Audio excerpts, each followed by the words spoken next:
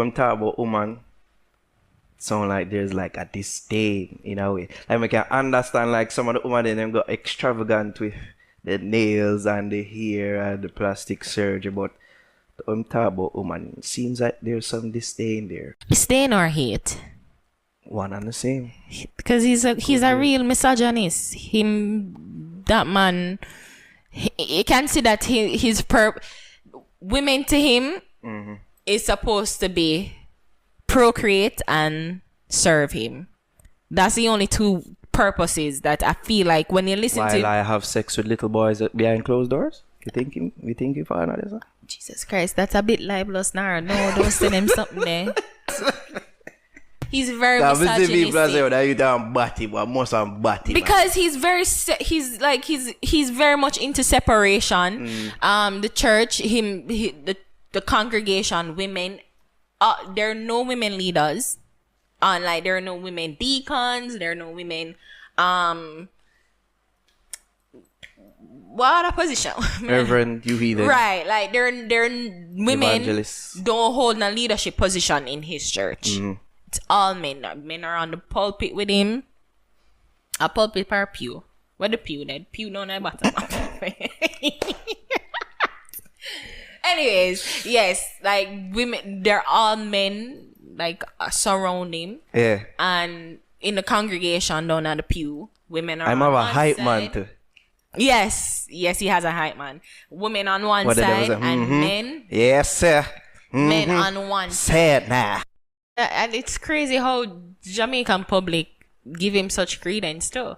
Like pull him off. The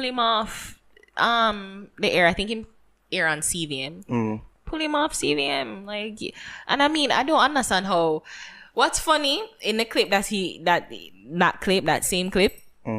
He was talking about hoes and you church hoes and you're a church, you a prostitute, and like the camera pan to one woman while we're I don't know if it's a real hair, maybe it's a real hair, I don't know, but it looked like it. You know what's so annoying about these churches? And that's why I'm always a battle with my faith. It's not that, and I shouldn't even say faith, I just battle with being a member of a church. And this whole religious concept. Because I believe in God. Especially in Jamaica. I believe in God. Me too. I believe that there is a higher being out there. Whether you call him Yahweh, whether you call him Allah, whether you call him Jesus, whether you call him whatever your bishop name, whatever you call him, I believe there is a higher power out there. Or her. There's whatever it is. I believe that there's a higher. There's a higher power. A higher power out there really looking after me and ushering my steps.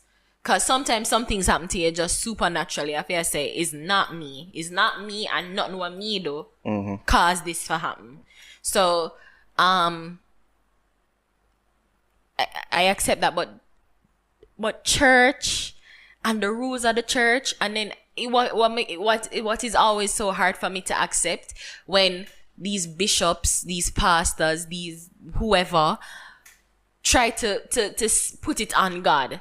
Oh, don't wear this because God says so, because the Bible says so. Like, don't do this because God talked to me and this is it and I'm talking for God. More really I talk for yourself, More really I talk for yourself. So I'm always questioning things, and let me just kind of find it so hard sometimes for kind of subscribe to them. Like I always say subscribe. I always consider it to be a subscription. Because it's like you're subscribing to things. It's like a magazine. Like I believe that Christianity and the different fractions that Christianity is broken into. You have Pentecostal, you have Anglican, you have Catholic, you have whatever. Like the different fractions is broken into. I feel like you're subscribing to it like a magazine.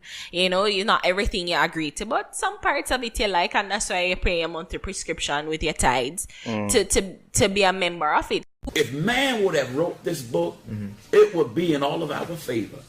It will not demand change. It would justify our conduct. It would justify all of our wickedness. The Bible denounced everything what a man wants to do that would give him satisfaction that's against God. Look at what man do.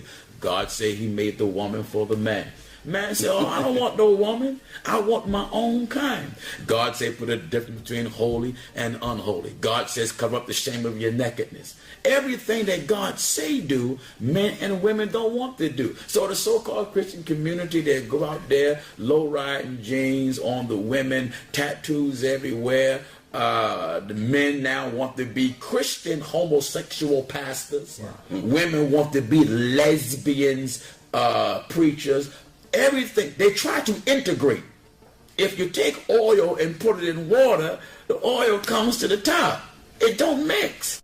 All content used in this video is collected by me from different sources, and I have no personal belief on it. Ladies and gentlemen, join the conversation as we dive into the controversial views of Pastor Gino Jennings and his stance on traditional gender roles, from modesty to the role of women in the church.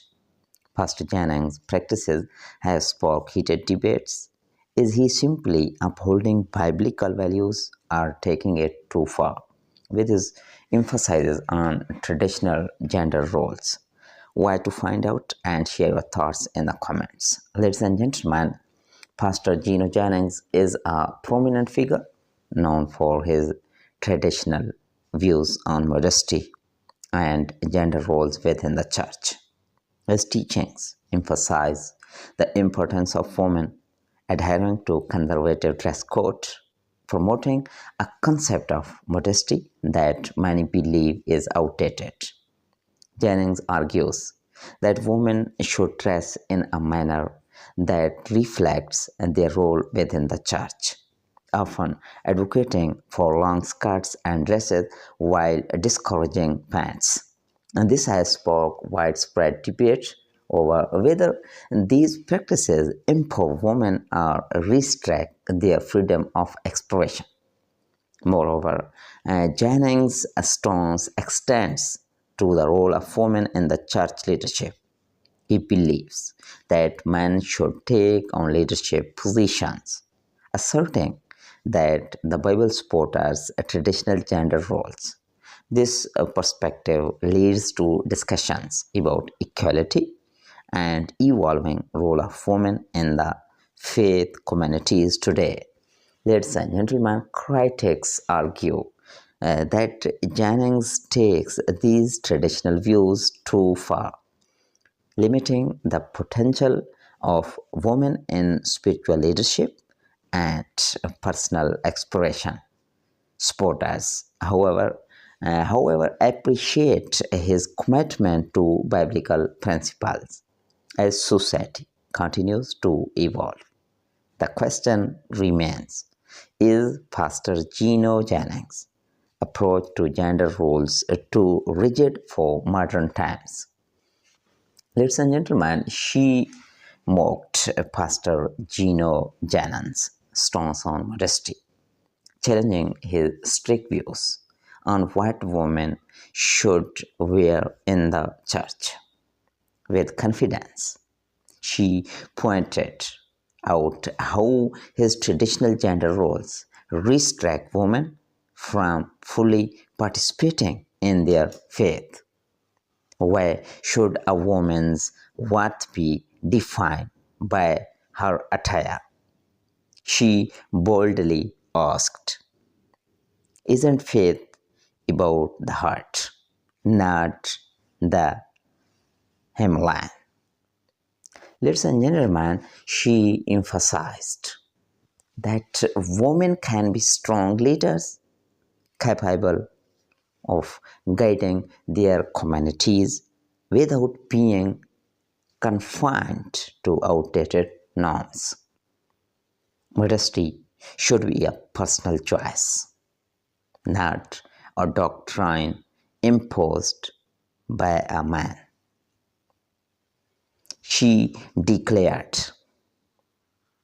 capturing the attention of those around her. In a world that thrives on equality, she urged everyone to question outdated practices that limit women's role in the church. Fearless and unapologetic, she became a voice for those who felt silenced, inspiring others to challenge the status quo. Pastor Gino Jennings may have his beliefs, but this courageous woman reminded us all that true faith is about empowerment and respect for every individual. Ladies and gentlemen, thanks for watching. If you enjoyed this video, don't forget to subscribe to our channel for more inspiring content.